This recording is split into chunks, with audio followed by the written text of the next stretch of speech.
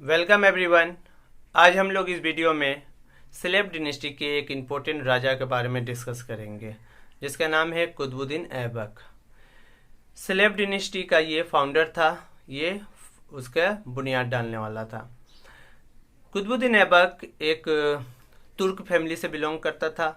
उसके माँ बाप ने, जब वो छोटा था तो उसके माँ बाप ने सेलेब के तौर पे, गुलाम के तौर पे एक राजा को उसने बेच दिया। तो बचपन से ही ये एक गुलाम बन गया। पहले के लोग क्या करते थे, अपने बच्चों को या जो छोटे बच्चे होते थे उनको गुलाम के तौर पे या बड़े लोगों को भी एज ए गुलाम बेचा करते थे, उनसे काम लिया जाता था। तो कुतुबुद्दीन ऐबक को भी बचपन में ही बेच दिया गया था और बचपन से ही वो गुलाम बन गया। उसके बाद ये मोहम्मद गौरी के अंडर में सेलेब में चला आया। उसके बाद मोहम्मद गौरी ने जब 1192 में इंडिया में पृथ्वीराज चौहान से तराइन का जंग में जब जीत लिया, तो मोहम्मद गौरी के वो अभी भी सेलेब में ही था। फिर उन्होंने दिल्ली के तब 1193 में दिल्ली को कैप्चर पूरा अच्छे तरीके से कर लिया। उसके बाद मोहम्मद गौरी ने क्या किया, वो अपने सेंट्रल ईस्ट के तरफ जो है लौट गया, मगर उसने बोला कि हर एक जो इंडिया का जिस जिस जगह को उसने कैप्चर किया था उन सारी जगहों पे अपने सेलेब को गवर्नर करार दे दिया कि तुम लोग यहाँ के वाइसराय रहोगे, गवर्नर रहोगे, मेरे तहत यहाँ पर तुम लोग राज करोगे। यानी मेन राजा मैं ही रहूंगा, मगर क्योंकि मैं यहाँ अभी नहीं हूँ, मैं दूसरे जगह जा रहा हूँ, तो तुम लोग मेरे अंडर में यहाँ राज करोगे, मेरे गवर्नर और वाइसराय रहोगे। तो कुतुबुद्दीन ऐबक को दिल्ली का गवर्नर बनाया मोहम्मद गौरी ने, और बंगाल का बख्तियार खिलजी को। इसी तरह और सारे गवर्नर जहां जहां उसने जीता था अलग अलग गवर्नर रख दिए। उसके बाद जो कुतुबुद्दीन ऐबक था तो 1194 में चंदेवर का बैटल लड़ा। चंदेवर एक कनौज एक जगह है यूपी का, वहां पर चंदेवर नाम का एक राजा था। उसको कुतुबुद्दीन ऐबक ने क्या किया, चंदेवर को हराया 1194 में। तो कनौज भी उत्तर प्रदेश का एरिया था, वो भी अंडर में आ गया। उसके बाद फिर 1202 का टाइम आया तो इसने कलिंजर फोर्ट था परिमल देव के अंडर में, उसको भी 1202 में उसने हराकर इस फोर्ट को भी, कलिंजर फोर्ट को भी अपने अंडर में कर लिया कुतुबुद्दीन ऐबक ने। तो सब कुछ ठीक चल रहा था। जब मोहम्मद गौरी, जब 1206 का वक्त आया तो मोहम्मद गौरी का डेथ हो गया। जब मोहम्मद गौरी का डेथ हुआ तो इन लोगों का जितने भी स्लेब थे, इन लोगों का कोई मालिक नहीं रहा, जो इन लोगों का मेन लीडर था वो नहीं रहा। तो अब सब ये लोग इंडिपेंडेंट हो गए। तो इसी बात का फायदा सारे गवर्नर ने उठाया, कुतुबुद्दीन ऐबक ने भी उठाया। अब कुतुबुद्दीन ऐबक ने दिल्ली सल्तनत का खुद को राजा बना लिया कि अब तो मोहम्मद गौरी है नहीं, तो इसीलिए अब जो हूँ मैं ही हूँ। तो उसने अपने आप को दिल्ली सल्तनत का राजा घोषित किया और वहां से पहला इस्लामिक डिनेस्टी स्टार्ट होता है जिसको सेलेब डिनेस्टी बोला जाता है, जिसका फाउंडर, जिसका बानी कौन है, मोहम्मद बिन तुगलक है। तो सेलेब डिनेस्टी को, अब इसको सेलेब डिनेस्टी क्यों बोला जाता है, क्योंकि ये गुलाम थे, गुलामी राजा बन गए, इसीलिए इसको सेलेब डिनेस्टी बोला जाता है, गुलाम डिनेस्टी बोला जाता है, ममलुक डिनेस्टी बोला जाता है। और इसको, इसका और एक नाम है डिनेस्टी का, वो है इलबारी डिनेस्टी। इलबारी डिनेस्टी क्यों बोला जाता है, क्योंकि कुतुबुद्दीन ऐबक को छोड़ के जितने भी और सेलेब डिनेस्टी के राजा थे, इल्तुतमिश या बलबन, ये लोग तुर्की के एक ट्राइब थे, वो इलबारी ट्राइब, उससे बिलोंग करते थे। इसीलिए कुतुबुद्दीन ऐबक को छोड़ के ज्यादातर इसके राजा इलबारी ट्राइब से बिलोंग करते थे तुर्क के, इसीलिए इसको इलबारी डिनेस्टी भी बोला जाता है। तो अब क्योंकि 1206 में कुतुबुद्दीन ऐबक राजा बन चुका था, कंट्रोल में आ गया था, इस्लामिक डिनेस्टी बन चुका था, दिल्ली पे राज चल रहा था, तो इसने अपना कैपिटल दिल्ली नहीं रखा, अपना कैपिटल लाहौर रखा था। पहली बार कुतुबुद्दीन ऐबक ने अपना कैपिटल लाहौर रखा था, याद रखने की बात है।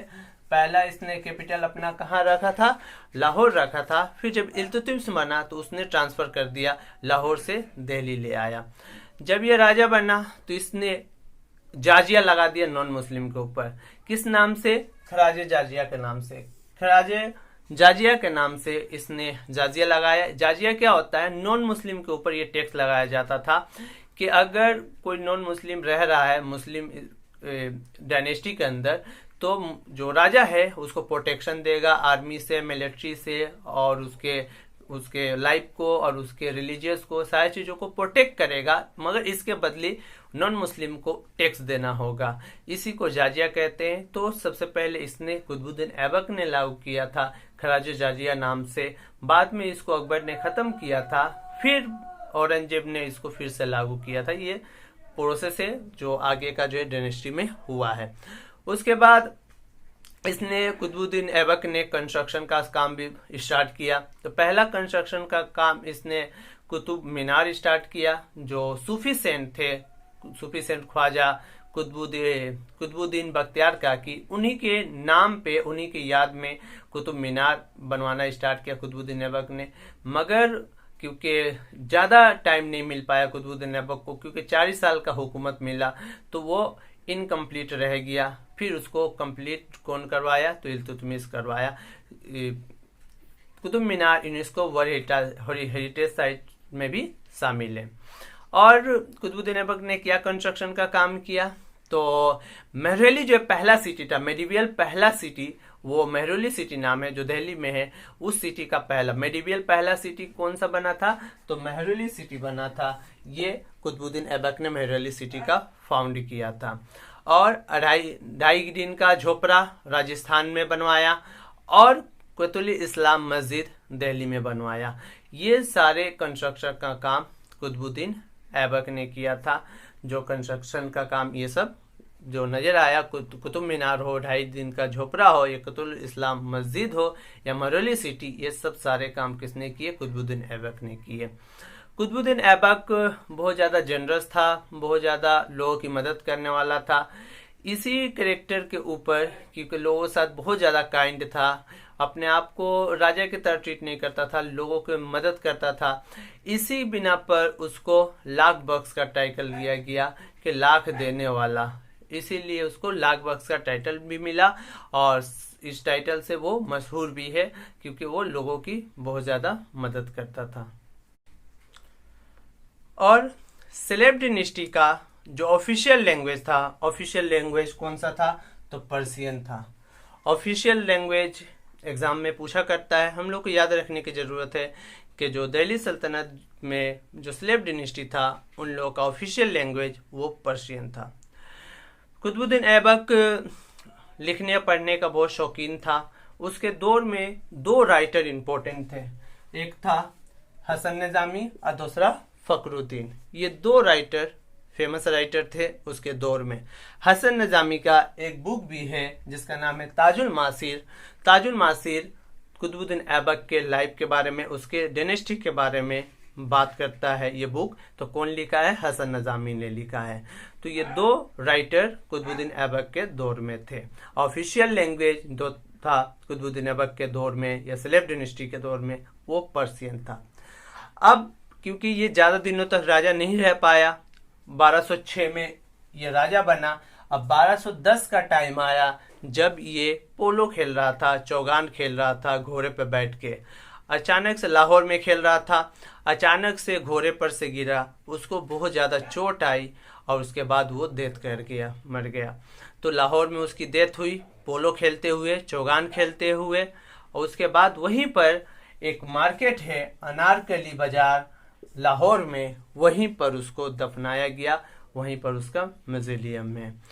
तो ये कुतुबुद्दीन ऐबक को अपने, क्योंकि इसको दिल्ली सल्तनत को मिल गया था, दिल्ली का राजा तो बन गया था, अपना कैपिटल लाहौर भी शिफ्ट बना दिया था, मगर इतना टाइम इसको नहीं मिला कि इतने बड़े सल्तनत को, इतने बड़े डायनेस्टी को सही से जो है एडमिनिस्ट्रेटर कर पाए या सही से जो है इसको स्टेबल कर पाए। इसको ज़्यादा टाइम नहीं मिला, जिसके वजह से जो इल्तुतमिश इसके बाद राजा आया उसको बहुत सारे चैलेंजेस, बहुत सारे प्रॉब्लम फेस करनी पड़ी, क्योंकि इसको 4 साल में जो है ज़्यादा कुछ नहीं कर पाया, अपने डायनेस्टी को स्टेबल नहीं कर पाया, और 4 साल ही ये राज कर पाया दिल्ली सल्तनत पे और इसकी डेथ हो गई। तो ये था बात हम लोगों का कुतुबुद्दीन ऐबक का। कुतुबुद्दीन ऐबक का जितने भी इंफॉर्मेशन मैं दे सकता था इस वीडियो में मैंने देने का कोशिश किया है कि आप लोगों को कुतुबुद्दीन ऐबक के बारे में जो भी हिस्ट्री है वो पता चले। हो सकता है और कुछ भी हो जो छूटा हुआ हो, मगर मैंने ज़्यादा से ज़्यादा कवर करने की कोशिश किया इस वीडियो में कि कुतुबुद्दीन ऐबक के बारे में हम लोग को अच्छे तरीके से हिस्ट्री पता चल पाए। नेक्स्ट वीडियो में हम लोग इल्तुतमिश के बारे में डिस्कस करेंगे। उम्मीद करता हूँ इस वीडियो से आप लोगों को कुछ फ़ायदा पहुँचा होगा। Okay, thank you so much for watching.